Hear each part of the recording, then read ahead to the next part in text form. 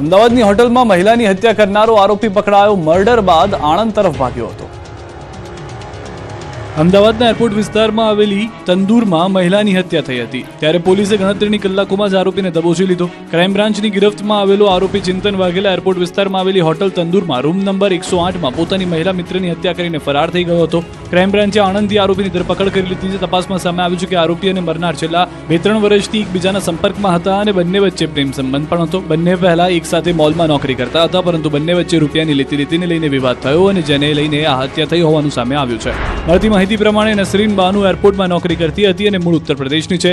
આરોપી બાપુનગરમાં રહે છે. બંને એકબીજાને સારી રીતે જાણતા હતા. આરોપીની તપાસમાં સામે આવ્યું છે કે તેને પ્રેમ સંબંધમાં 10 થી 12 લાખ રૂપિયા ખર્ચો કર્યો હતો, પરંતુ તેની આર્થિક સ્થિતિ ખરાબ થઈ જવાને કારણે તેને નસરીન પાસેથી 8 લાખ રૂપિયા ઉછીના લીધા હતા, જે નસરીને પાછા માંગી રહી હતી. સાથે સાથે બંને વચ્ચે લગ્નને લઈને પણ વિવાદ ચાલી રહ્યો હતો અને બબાલ થઈ હતી, જેથી આરોપીએ કાલે હોટલમાં મળવા બોલાવીને હત્યા કરી નાખી હોવાનું ખુલ્યું છે.